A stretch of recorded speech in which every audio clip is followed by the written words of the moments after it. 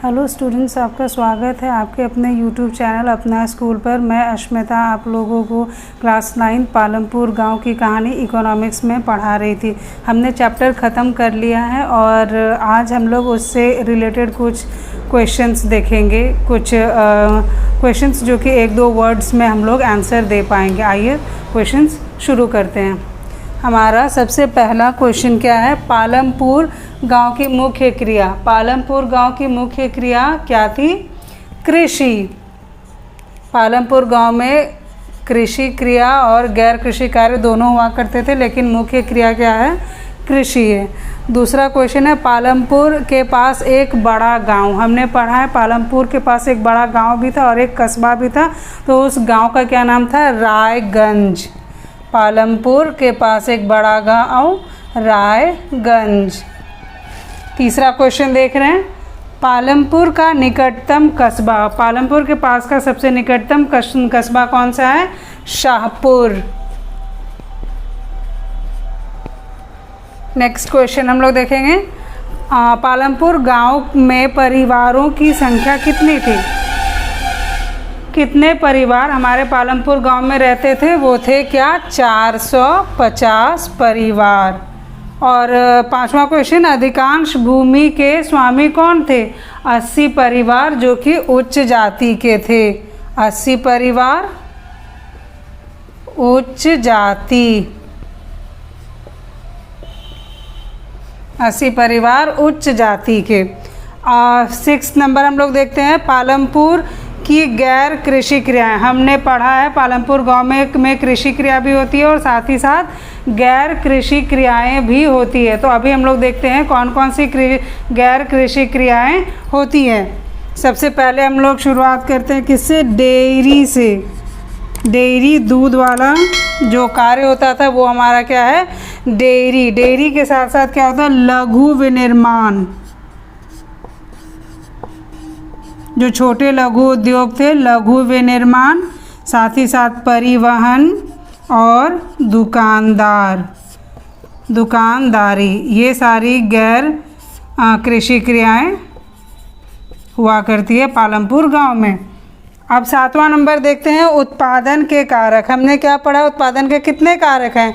उत्पादन के 4 कारक हैं। सबसे पहला क्या आता है? भूमि तथा अन्य प्राकृतिक संसाधन। उसके बाद दूसरा क्या आता है? श्रम। तीसरा हमारा है भौतिक पूंजी और चौथा क्या है? मानव पूंजी। ये हमारे 4 उत्पादन के 4 कारक थे। भूमि तथा अन्य प्राकृतिक संसाधन, जिसमें वन, जल, ये सब आते हैं। साथ ही साथ दूसरा है श्रम, तीसरा भौतिक पूंजी और चौथा क्या है? मानव पूंजी।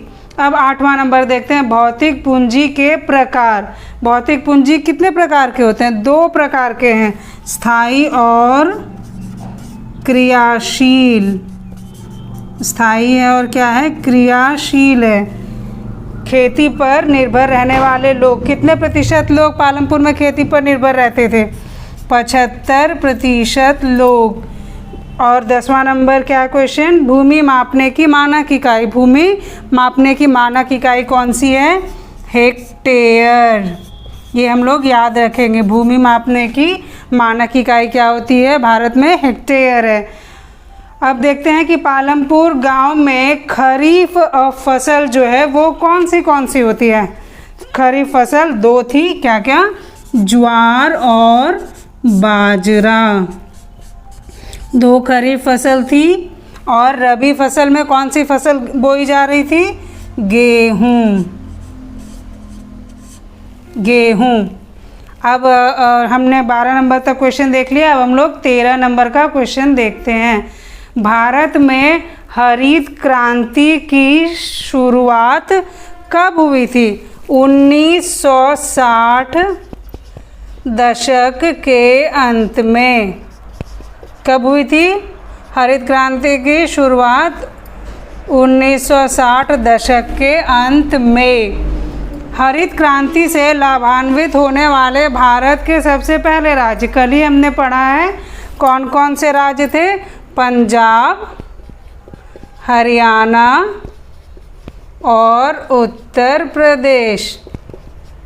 उत्तर प्रदेश ये राज्य हमारे वो राज्य थे जिसमें हरित क्रांति सबसे पहले आई थी। पालमपुर गांव में 15 नंबर क्वेश्चन है। पालमपुर गांव में सिंचाई के कौन कौन से स्रोत थे? हमने देखा कि पालमपुर गांव में इलेक्ट्रिसिटी बिजली अच्छी आती थी, वहाँ कुएं तथा नलकूपों की मदद से सिंचाई की जाती थी। नेक्स्ट क्वेश्चन हम लोग देखते हैं। पालमपुर के छोटे किसानों के पूंजी के स्रोत। पालमपुर गांव में जो छोटे किसान थे वो खेती करने के लिए पूंजी किन किन लोगों से उधार लिया करते थे? 3 थे वो लोग, क्या कौन थे? बड़े किसान, दूसरे थे साहूकार और तीसरे कौन थे? व्यापारी। 3 लोगों से पालमपुर के छोटे किसान पूंजी उधार में लिया करते थे। अगला क्वेश्चन है हरित क्रांति के फसल। इस क्वेश्चन का अर्थ है कि हरित क्रांति जब भारत में आई तो किन किन फसलों पर किन किन फसलों को उन्होंने आधुनिक तकनीक से उगाने की शुरुआत की थी? वो क्या था हमारा? चावल और गेहूँ। अगला क्वेश्चन है 18 नंबर। एक वर्ष में किसी भूमि पर एक से ज़्यादा फसल उगाना। हमने पढ़ा है कि एक वर्ष में अगर एक भूमि पर एक से ज़्यादा फसल उगाते हैं तो उसे हम लोग क्या बोलते हैं? बहुविध कृषि प्रणाली। बहुविध कृषि प्रणाली। बहुविध कृषि प्रणाली। 19 नंबर क्वेश्चन देखेंगे।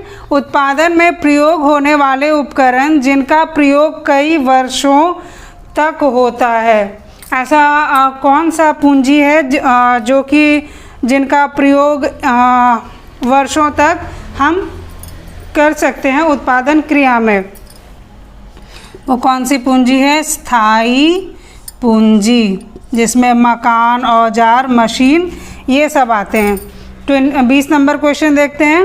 उत्पादन में प्रयोग होने वाला उपकरण जो हर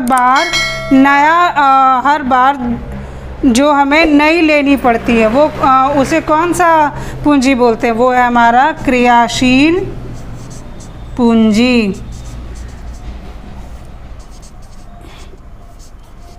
क्रियाशील पूंजी। 21 नंबर क्वेश्चन देखेंगे।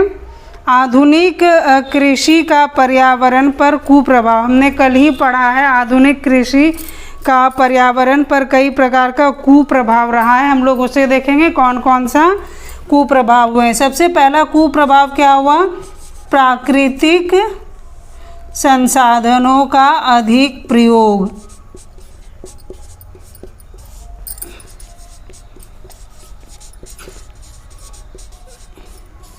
प्राकृतिक संसाधनों का अधिक प्रयोग, मिट्टी की उर्वरता में कमी।